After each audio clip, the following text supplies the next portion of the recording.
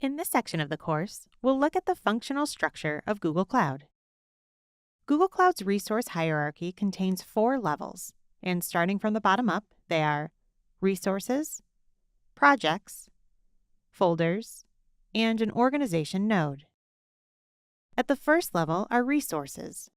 These represent virtual machines, cloud storage buckets, tables in BigQuery, or anything else in Google Cloud.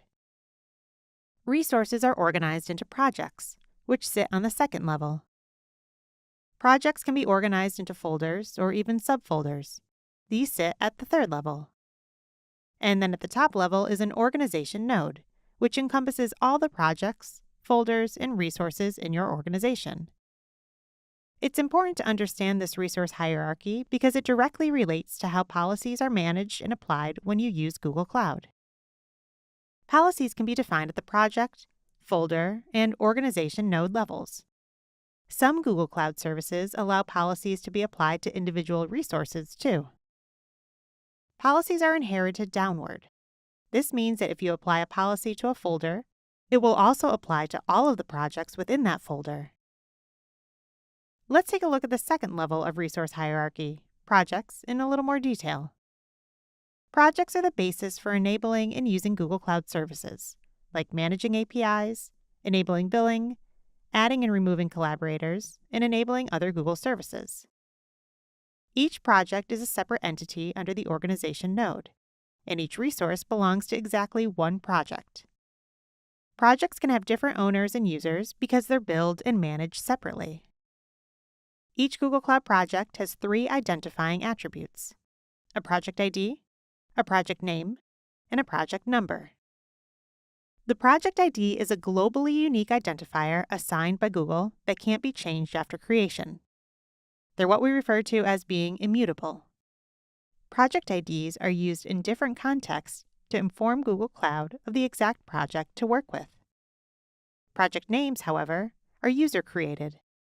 They don't have to be unique and they can be changed at any time, so they are not immutable.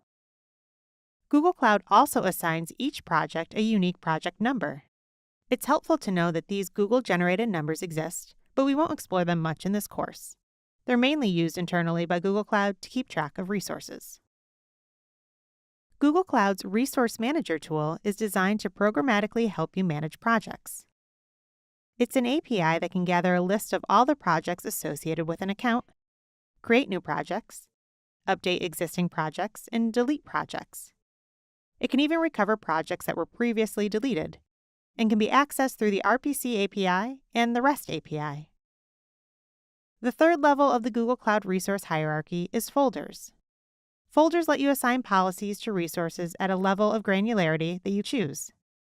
The resources in a folder inherit policies and permissions assigned to that folder. A folder can contain projects, other folders, or a combination of both. You can use folders to group projects under an organization in a hierarchy. For example, your organization might contain multiple departments, each with its own set of Google Cloud resources. Folders allow you to group these resources on a per-department basis. Folders also give teams the ability to delegate administrative rights so that they can work independently. As we mentioned earlier, the resources in a folder inherit policies and permissions from that folder. For example, if you have 2 different projects that are administered by the same team, you can put policies into a common folder so that they have the same permissions. Doing it the other way, putting duplicate copies of those policies on both projects, could be tedious and error-prone. If you needed to change permissions on both resources, you'd have to do that in 2 places instead of just 1. To use folders, you must have an organization node, which is the very topmost resource in the Google Cloud hierarchy. Everything else attached to that account goes under this node, which includes folders, projects, and other resources. There are some special roles associated with this top-level organization node. For example, you can designate an organization policy administrator so that only people with the right privileges can change policies. You can also assign a project creator role, which is a great way to control who can create projects and, therefore, who can spend money. How a new organization node is created depends on whether your company is also a Google Workspace customer. If you have a Workspace domain, Google Cloud Projects will automatically belong to your organization node. Otherwise, you can use Cloud Identity, Google's Identity, Access, Application, and Endpoint Management platform to generate one. Once created, a new organization node will let anyone in the domain create projects and billing accounts, just as they could before. You'll also be able to create folders underneath it and put projects into it.